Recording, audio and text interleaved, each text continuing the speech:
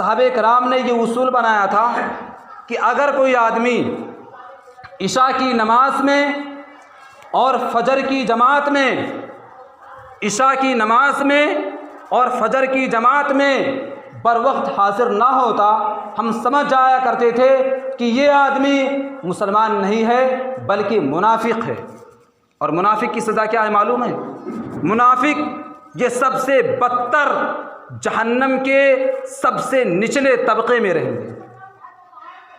ये मुनाफिकों की सज़ा है। सहाबे कराम इस बात से अंदाज़ा लगा लेते थे कि ये आदमी मुसलमान नहीं है जो आदमी इशा की नमाज में और फजर की जमात में टाइम टू टाइम नहीं पहुंचता। सहाबे कराम उसे मुनाफिक समझा करते थे। आज हमने मामूली समझा हुआ है नमाज़ों, जी करे पढ़ो, जब मन कहे ना पढ़ो। हज़रात गिरामी, याद रखो, जो शख्स नमाज अदा नहीं करता ऐसे आदमी का हकीकी इस्लाम से कोई ताल्लुक़ नहीं। नबी करीम सल्लल्लाहु अलैहि वसल्लम के फरमान के मुताबिक, किताबों को, हदीसों को पढ़ने के मुताबिक ये पता चलता है कि रोज़ा तो किसी न किसी हालत में बंदे को माफ़ हो जाता है। मसलन कोई बूढ़ा आदमी है, उसकी जवानी पढ़ने का इम्कान मौजूद नहीं है, इंतहाई बूढ़ा है, अल्लाह ने उसको रोज़ा माफ़ कर दिया है। वो अपने फ़िदिया के तौर पर, कफ़ारे के तौर पर खुद रोज़ा ना रखे, किसी और को रोज़ा रखवा दे, अल्लाह रब्बुल आलमीन ने उसके रोज़े को माफ़ कर दिया है। या कोई बीमार आदमी है, कोई ऐसा पेशेंट है, शुगर का मरीज़ है, शुगर इतनी तेज़ है कि रोज़ा रखने से और भी ज़्यादा उसकी सेहत ख़राब हो सकती है, अल्लाह ताला ने उसके रोज़े को माफ़ कर दिया है। वअलल्लज़ीना युतीक़ूनहु फ़िद्यतुन ताअमु मिस्कीन, ये कफ़ारे के तौर पर किसी को रोज़ा रखवा दे, अल्लाह ने उसके रोज़े को माफ़ कर दिया है, उसको रोज़े का सवाब मिल जाएगा। लेकिन नमाज इतना अहम फ़रीज़ा है, इतना अहम फ़रीज़ा है, अल्लाह ने किसी को माफ़ नहीं किया। हत्ता कि नबी करीम सल्लल्लाहु अलैहि वसल्लम ने फरमाया कि अगर कोई आदमी खड़े होकर के नमाज अदा नहीं कर सकता है, खड़े होने की ताकत मौजूद नहीं है, बैठ करके पढ़ ले। एक सहाबी खड़े हो गए, कहा अल्लाह के रसूल सल्लल्लाहु अलैहि वसल्लम, हमारे दरमियान एक ऐसा आदमी है जो बैठ कर भी नमाज अदा नहीं कर सकता है। आपने कहा कोई बात नहीं, लेट करके पढ़ ले। ये नहीं कहा कि जो बैठ कर नहीं पढ़ सकता है उसको नमाज माफ़ है, बल्कि कहा अगर बैठ कर नहीं पढ़ सकता है लेट करके पढ़े। एक सहाबी खड़े हो गए, कहा अल्लाह के नबी सल्लल्लाहु अलैहि वसल्लम, ऐसा आदमी है जो लेट कर भी नमाज अदा नहीं कर सकता है। आपने कहा इशारों के साथ नमाज अदा कर ले, इशारे के साथ नमाज अदा कर ले। अगर उसके होशो हवास कायम हों, अगर वो आदमी पागल नहीं है, इशारे के साथ नमाज अदा कर सकता है, नमाज अदा कर ले। हज़रात गिरामी, ये नमाज़ों के ताल्लुक़ से इतनी सख्त वईद, इतनी ताकीदें मौजूद हैं। आज देखा जाए कितने ऐसे चेहरे मुझे नज़र आते हैं इसमें जो सिर्फ़ 7वें दिन देखने को मिलते हैं। 6 दिन नमाज़ों से कोई ताल्लुक़ नहीं, दुकानों पर बैठकर गपशप कर रहे हैं, सब कुछ मौजूद है, नमाज अदा करने की हिम्मत मौजूद नहीं है। कितने ऐसे चेहरे हैं, मैं गिना सकता हूँ, बता सकता हूँ, जो सिर्फ जुमा को देखने को मिलते हैं। हज़रात गिरामी, नमाज बहुत ही अहम फरीज़ा है। वहीं पर आप देखें, अगर कोई बीमार है, चलता फिरता है, लेकिन बीमारी की वजह से अल्लाह ताला ने उसके रोज़े को माफ़ कर दिया है। लेकिन अगर कोई आदमी लेट करके नमाज पढ़ सकता है, कितना भी बीमार क्यों ना हो, लेट करके पढ़ सकता है, लेट करके पढ़े। लेट कर नहीं पढ़ सकता है, आँखों के इशारों से नमाज पढ़ ले, उसको नमाज माफ़ नहीं है। और कुरान की तरफ आओ, अल्लाह रब्बुल आलमीन ने नमाज को हालत जंग में भी माफ़ नहीं किया। ऐन हालत जंग में भी नमाज माफ़ नहीं है। तलवारें चल रही हैं, तीरों की बारिश हो रही है, गोलियां चल रही है, नेज़ों की बौछार हो रही है। अल्लाह रब्बुल आलमीन ने फरमाया वइदा कुन्त फ़ीहि फ़अक़मत लहुमुस्सलाह, ऐ मेरे नबी आप मौजूद हो, जंग के अंदर तुम्हारी मौजूदगी है, गोलियां चल रही है, तीरों की बारिश हो रही है, तलवारें चल रही है, नेज़ों पर नेज़े फेंके जा रहे हैं, ऐसी हालत में भी नमाज माफ़ नहीं है। उठो और बाजमात नमाज अदा करवाओ। अल्लाह के नबी ने फरमाया, ऐ अल्लाह, दुश्मन सामने मौजूद, ख़तरे की हालत, गोलियां चल रही है, तलवारों की बारिश हो रही है, नेज़ों के ऊपर नेज़े फेंके जा रहे हैं, दुश्मन खून का प्यासा है। अल्लाह ने फरमाया मेरे नबी आधी फ़ौज दुश्मनों के मुकाबले में खड़ी हो जाए, आधी फ़ौज नमाज के लिए खड़ी हो जाए। हज़रात गिरामी, ये नमाज़ों के ताल्लुक़ से ये वईदें हैं, ये ताकीदें हैं। आज अगर देखा जाए मेरे नबी अगर मौजूद होते, खुदा की कसम एक एक घर को आग लगा देते, एक एक घर को आग लगा देते। नमाज किसी भी सूरत में माफ़ नहीं है। जो अभी बातें बताई गई हज़रात गिरामी, ये रहा ताल्लुक़। आज आप देखें दुकानों पर बैठे हुए, कामों काज में मसरूफ़, सब कुछ मौजूद है, हाथों के अंदर क़ुव्वत, पैरों के अंदर तवानाई, जिस्म के अंदर ताकत, लेकिन नमाज अदा करने की हिम्मत मौजूद नहीं है। अल्लाह रब्बुल आलमीन ने, आप नमाज़ों की अहमियत का अंदाज़ा लगाइए। अल्लाह रब्बुल आलमीन ने सूरह माउन के अंदर इरशाद फरमाया फ़वैलुल लिल मुसल्लीन अल्लज़ीना हुम अन सलातिहिम साहून। ऐसे नमाजियों के लिए तबाही है, ऐसे नमाजी जहन्नम में जाएंगे जो नमाज़ों के अंदर सुस्ती करते हैं। मगरिब और इशा की नमाज़ पढ़ ली, फजर गोल हो, ज़ुहर और असर में धूप लगती है, इशा और मगरिब का वक्त खुशगवार होता है, आकर के पढ़ लेते हैं, फजर में नींद आती है, सो जाते हैं। अल्लाह रब्बुल आलमीन ने फरमाया ऐसे लोग जहन्नम के अंदर जाएंगे, ऐसे आदमी को जहन्नम के अंदर मुंह के बल घसीट कर फेंक दिया जाएगा। आप अंदाज़ा कीजिए 5 वक्त की नमाज है, आदमी 2 वक्त की नमाज पढ़ रहा है, 2 वक्त की नमाज पढ़ रहा है, 3 वक्त की नमाज छोड़ दे रहा है, या अगर कोई 4 वक्त की नमाज अदा करे, फजर की नमाज छोड़ दे, अल्लाह ने फरमाया ऐसा आदमी जहन्नम के अंदर जाएगा। ऐसा आदमी जहन्नमी है जो नमाज के अंदर सुस्ती करता है, जो नमाज़ों के अंदर काहिली बरतता है। हज़रात गिरामी, आप अंदाज़ा कीजिए नमाज की अहमियत और फजीलत, अंदाज़ा कीजिए आप बैठ करके। हज़रात गिरामी, ये नमाज़ों के ताल्लुक़ से कुछ बातें हैं, और मैं क्या बताऊँ आपको, बहुत सारी बातें इस ताल्लुक़ से हैं। और आज मसला याद रखो, मसला याद रखो, बीवी को नमाज पढ़ाना ये खाविंद शौहर की जिम्मेदारी है। लेकिन आज बेशर्मी की इंतहा है, बेगैरती की इंतहा है। चुल्लू पर पानी में डूब मरने का मकाम है, और चुल्लू पर पानी तो बहुत ज़्यादा हो जाएगा, हाथ में थुक्को और डूब करके मर जाओ।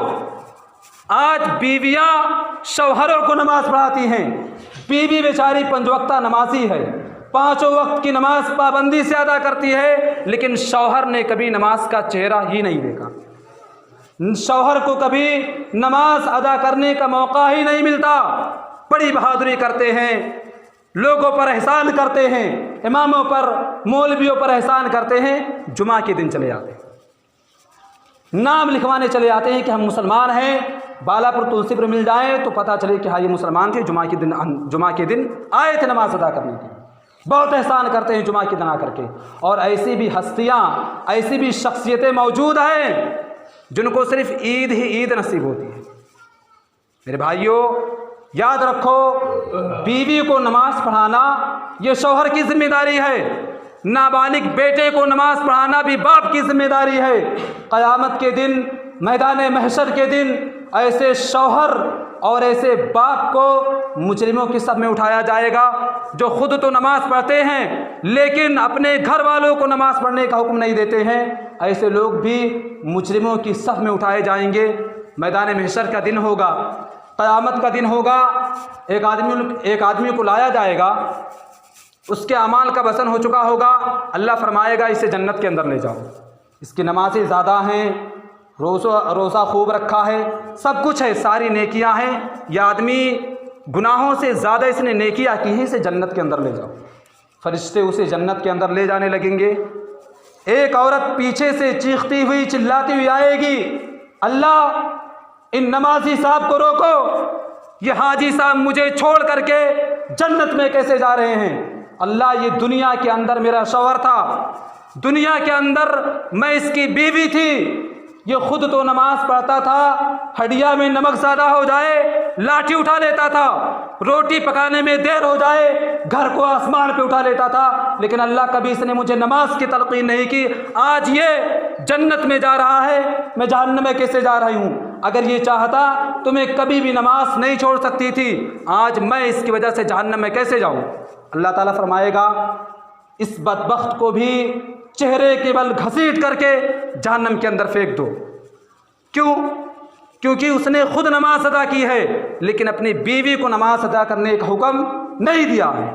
इसी तरीके से एक और आदमी जा रहा होगा, बेटी चीखती हुई आएगी, उसकी बेटी चिल्लाती हुई आएगी, अल्लाह इन नमाजी साहब को ज़रा रोको, ये दुनिया के अंदर मेरा बाप था, मैं इसकी बेटी थी, दुनिया के अंदर खुद नमाज अदा करता था, मुझे टीवी के सामने बिठा देता था, मेरे हाथ में एंड्रॉयड और पता नहीं कैसे कैसे मोबाइल ला करके रख देता था, मैं उसी में गुम हो जाया करती थी, मुझे इसने कभी नमाज पढ़ने का हुक्म नहीं दिया। खुद तो नमाजी था, 5 वक्त की नमाज पाबंदी से अदा करता था, मुझे नमाज पढ़ने का हुक्म नहीं दिया। एक और आदमी जा रहा होगा, छोटी बहन चीखती हुई आएगी, उसके मुतालबे पर उसको भी जहन्नम के अंदर दाखिल कर दिया जाएगा। माँ आएगी, अल्लाह ये मेरा बेटा था, इसने कभी मुझे दीन का दर्स नहीं दिया, दीन की बातें नहीं बताई, अल्लाह इसने मुझे कभी नमाज की तलकीन नहीं की, आज मैं जहन्नम में जा रही हूँ, ये जन्नत में कैसे जा रहा है। हज़रात गिरामी, इन 4 रिश्तेदारों की वजह से, इन 4 नातेदारों की वजह से एक नमाजी इंसान 5 वक्त की नमाज अदा करने वाला जहन्नम में चला जाएगा।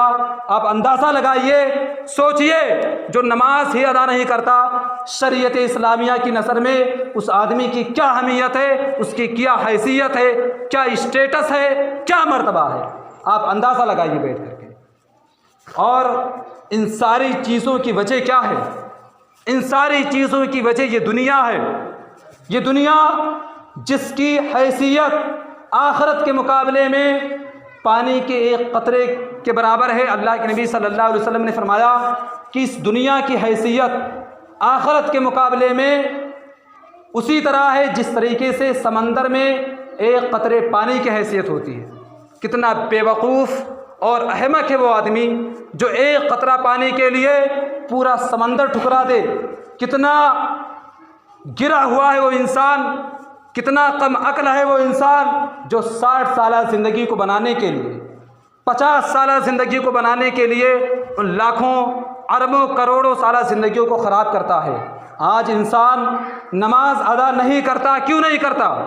ये जिस्म जिसको हमने हराम खिला के पाला हुआ है, ये जिस्म जिसको हमने आराम का आदी बनाया हुआ है, ये जिस्म जिसे हमने एयर कंडीशन के हवाले किया हुआ है, ये जिस्म जिसे हमने पंखों का आदी बनाया हुआ है, इस जिस्म को नमाज अदा करते हुए थोड़ी सी तकलीफ़ होती है, थोड़ी सी परेशानी होती है, रुकू में जाना पड़ता है, रुकू में जाना पड़ता है। हज़रात गिरामी, गर्मियों की चिलचिलाती हुई धूप में, सर्दियों की ठिठुरती हुई फजर में उठ करके अल्लाह की बारगाह में आना, बात इतनी है। आज जो लोग नमाज अदा करते हैं, आप पूछिए, 2-4 साल लोग पढ़ते हैं इस गांव के, पूछिए नमाज अदा करते हुए क्या वो लोग मर जाते हैं? नमाज पढ़ते हुए कोई मर जाता है? अरे यार, 10 रकातें ज़ोहर की अगर बहुत ज़्यादा तकलीफ़ हो रही है तो 4 ही पढ़ ले, सिर्फ फ़र्ज़ पढ़ ले, क्योंकि अल्लाह ताला फ़र्ज़ नमाज तो माफ़ नहीं करता। 4 रकातें, 10 रकातें ज़ोहर की, 4 रकातें फ़जर की, 2 सुन्नत 2 फ़जर, और 4 रकातें असर की, 5 रकातें मगरिब की, और कम से कम 7 रकातें इशा की, 4 फ़र्ज़ 2 सुन्नत 1 वित्र, क़यामत आ जाती है। अगर सारे मजमूई वक्तों को शुमार किया जाए, खुदा की कसम आधा घंटा नहीं बनता है, आधा घंटा नहीं बनता है, क़यामत आ जाती है लोगों के ऊपर। अपना निजी काम है, दिन भर मरेंगे, दिन भर काम करेंगे, कोई परवाह नहीं, लेकिन 10 मिनट टाइम निकालना आजकल के मुसलमानों के ऊपर बहुत ज़्यादा भारी पड़ता है। इस जिस्म को जितना अजीज़ आदमी रखता है, ये नहीं पता कि इस जिस्म को आखिर में कीड़ों को खाना है। जिस जिस्म के लिए कमाता है, रोज़ाना दुकान पर जाता है, अपने आप को राज़िक समझता है, सोचता है अगर मैं दुकान से उठ जाऊंगा ग्राहक मेरा वापस हो जाएगा, नमाज के लिए दुकान बंद करना गवारा नहीं करता है। गोया ये ख़ुद अपने आप को राज़िक समझ बैठा है कि मैं ही रिज़्क़ देने वाला हूँ। यह औलाद जिसके सिलसिले में आदमी नमाज छोड़ देता है, दिन भर मेहनत करता है, दिन भर बेईमानियाँ और शैतानियाँ करता है, यह औलाद इंतकाल करने के बाद 1 घंटा इस जिस्म को अपने घर के अंदर रखना गवारा नहीं करती। कभी रखा है किसी ने? कोई मरा हो और उसके औलाद ने कहा हो कि हम भी साथ जाएंगे? कभी नहीं। ये दुनिया जिसके लिए इंसान लाखों मेहनतें करता है, कोशिशें करता है, बदनामियाँ उठाता है, बेइज्जत होता है, मरने के बाद इस दुनिया से क्या लेकर के जाता है? 4 गज के कफन का टुकड़ा लेकर के जाता है। कभी किसी के साथ दुनिया गई है? कभी किसी ने सुना है कि कोई बहुत बड़ा महतो मरा हो, कोई बहुत बड़ा बादशाह मरा हो और लोगों ने कहा हो कि इसकी कोठी भी इसकी कब्र में रख दो, उसकी कार भी उसके कब्र में रख दो, उसकी बाइक भी उसके कब्र में रख दो? किसी ने नहीं कहा। दुनिया से इंसान जाता है सिर्फ 4 गज के कफन का टुकड़ा लेकर के जाता है। अल्लाह के नबी सल्लल्लाहु अलैहि वसल्लम ने फरमाया, हदीस के अंदर आया कि जो आदमी अपने आप को दुनिया के अंदर नमाज़ों का आदी बनाता है, 5 वक्त की नमाज पाबंदी से अदा करता है, जब उसका इंतकाल हो जाता है, वो आदमी जब मर जाता है, कब्र के अंदर असर का वक्त होता है, 4 बजे का वक्त होता है जब इंसान का इंतकाल हो जाता है, चाहे उसका इंतकाल रात के 12 बजे हो या सुबह 4 बजे हो, कभी भी हो, कब्र में दफनाए जाने के बाद फ़ौरन बाद 4 बजे असर का वक्त होता है। नबी करीम सल्लल्लाहु अलैहि वसल्लम ने फरमाया कि जो आदमी दुनिया के अंदर नमाज़ों का आदी था, नमाज़ों की लत लगी हुई थी, फरिश्ते आकर के उसे उठाते हैं, उठो और अल्लाह की बारगाह में जवाब देने के लिए तैयार हो जाओ। वो आदमी उठता है, देखता है कि असर का वक्त है, फरिश्तों से कहता है कि रुको, मैं तुम्हारे सवालों का जवाब बाद में दूंगा, पहले मुझे 4 रकअत असर की नमाज अदा कर लेने दो, कहीं ऐसा ना हो कि ये नमाज मेरी ज़ाया हो जाए। फरिश्ते उसका ये जवाब सुन करके बिल्कुल उसी तरह चले जाते हैं। नबी करीम सल्लल्लाहु अलैहि वसल्लम ने फरमाया कि जिस तरीके से दुल्हन को उसके घर वाले लिटा करके चले जाते हैं, बिल्कुल उसी तरह फरिश्ते उस आदमी को लिटा करके चले जाते हैं। कहते हैं इस आदमी से क्या सवाल जवाब करना, जिस आदमी की आदत और हैबिट सिर्फ नमाज़ों के ऊपर हो, और जिस आदमी की आदत नहीं है नमाज पढ़ने की, कब्र के अंदर फरिश्ते आते हैं, सवालों जवाब के बाद अल्लाह रब्बुल आलमीन फरमाता है कि इस आदमी को हश्र के दिन तक मुंतज़िर न रखो, क़यामत का वेट न करवाओ, बल्कि इस आदमी की कब्र को जहन्नम का एक टुकड़ा बना दो, इसकी कब्र को आग से भर दो। और इन्हीं सारी बातों को देख करके उलमा ने ये बात लिखी है कि अगर कोई आदमी मुसलमान हो करके, मुसलमान होने का दावा हो करके, मुसलमान का दम भरने के बावजूद नमाज अदा नहीं करता है, ऐसे आदमी की नमाज जनाजा पढ़नी जायज़ नहीं है, ऐसे आदमी की नमाज जनाजा ना पढ़ी जाए। और बाकायदा मैंने देखा है, नेपाल के अंदर हमारा एक दोस्त था, दिल्ली में पढ़ा करता था, उसके अब्बू मौलाना फजलुर रहमान उनका नाम है, वो किसी बेनमाजी इंसान की नमाज जनाजा नहीं पढ़ाया करते। जनाजा पढ़ा रहे लेकिन वो घर से बाहर नहीं निकला करते थे। मुसलमान है, कानूनी मुसलमान है, मुसलमान के घर में पैदा हुआ है, बाकायदा वो नमाज पढ़ाने के लिए नहीं जाते थे। कुछ लोग हैं अभी इस कदर के अंदर। और उलमा ने ये भी कहा है कि अगर कोई आदमी मुसलमान होकर के नमाज अदा नहीं करता है, जानबूझ करके नमाज छोड़ देता है, उस आदमी को मुसलमानों की कब्रिस्तान में दफन न किया जाए, ऐसे आदमी को मुसलमानों की कब्रिस्तान में जगह न दी जाए। क्यों? क्योंकि अल्लाह रब्बुल आलमीन ने फरमाया कि ऐसे आदमी की कब्र को जहन्नम का एक टुकड़ा बना दो, जहन्नम की एक क्यारी बना दो। हज़रात गिरामी, और एक पॉइंट की बात याद रखो, अगर ये चाहते हो कि मरने के बाद भी दुनिया के अंदर औलाद से रिश्ता मजबूत है, वो तो सबका रहता है, अगर ये चाहते हो कि मरने के बाद भी औलाद से रिश्ता मजबूत रहे, मेरी औलाद मुझे याद रखे, खुदा की कसम अपनी औलादों को नमाज़ी बनाओ। अल्लाह के नबी सल्लल्लाहु अलैहि वसल्लम ने फरमाया कि आदमी जब मर जाता है तो उसके सारे आमाल मुनक़ते हो जाते हैं, अमलों का सिलसिला बंद कर दिया जाता है। वलदुन सालिहुन यदउ लहू, सिर्फ़ नेक औलाद जो अपने वालिदैन के लिए हर नमाज के बाद हाथ उठा करके दुआ मांगे। अगर ये चाहते हो कि मेरी औलाद मेरे मरने के बाद मेरे हक़ में दुआ करे, दुआए मग़फ़िरत करे, खुदा की कसम अभी से अपने बच्चों को, छोटे छोटे बच्चों को मस्जिदों में लाना शुरू कर दो, उन्हें नमाज़ी बनाना शुरू कर दो, ताकि कल जब तुम्हारा इंतकाल हो, मरने के बाद वो औलाद हर नमाज के बाद तुम्हारे हक़ में दुआ करे। अल्लाह ताला ऐसे औलाद की दुआ को कबूल करता है। और ये 60 साल 70 साल ज़िंदगी है, उस ज़िंदगी के मुकाबले में इसकी क्या हैसियत है। अल्लाह ताला ने सूरह मारिश के अंदर फरमाया, फ़ी यौमिन कान मिक़दारुहु 50 अल्फ़ सना, मैदान महशर का दिन, क़यामत का एक दिन कितना लंबा होगा? एक दिन 50,000 साल के बराबर होगा। 50,000 साल के बराबर होगा एक दिन। अब सोचिए वो आदमी कितना बेवकूफ़ है जो सिर्फ 60 साल ज़िंदगी को बनाने के लिए करोड़ों साला, मैं बता नहीं सकता हूँ, हिंदुस्तान में गिनतियाँ नहीं होंगी जिससे बताया जा सके कि उन दिनों की तादाद कितनी होगी, उसे आदमी ज़ाया कर देता है। औलाद के सिलसिले में हदीस याद रखो, अल्लाह के नबी सल्लल्लाहु अलैहि वसल्लम ने फरमाया कि जब आपकी औलाद या आपके बच्चे 8 बरस के हो जाएं, उन्हें नमाज सिखाओ। 10 साल के हो जाएं, नमाज ना पढ़ें, पिटाई करो, मारो, उनका बिस्तरा अलग कर दो। क्यों? क्योंकि 8 साल की उम्र में, 10 साल की उम्र में अगर बच्चे ने नमाज छोड़ दी, उसकी ज़िम्मेदारी उसके वालिद पर होगी। बड़ा हो गया, शादी हो गई, अब वो जाने उसका काम जाने, पढ़े ना पढ़े वो अलग मसला है, लेकिन बचपन में अगर बच्चे ने नमाज छोड़ दी, उसकी ज़िम्मेदारी उसके बाप पर होगी, उसके वालिदैन पर होगी। रात गिरामी, लेकिन आज आप कैसे कहेंगे कि बेटा नमाज पढ़ो? है चेहरा कहने के लिए? सोचो, कह सकते हो कि बेटा नमाज पढ़ने के लिए जाओ, बेटा सीना तान करके खड़ा हो जाएगा कि अब्बू पहले आप चलिए। हमारा चेहरा, हमारा मुंह नहीं है कि हम अपने बच्चों से कह सकें कि बेटा नमाज अदा करो।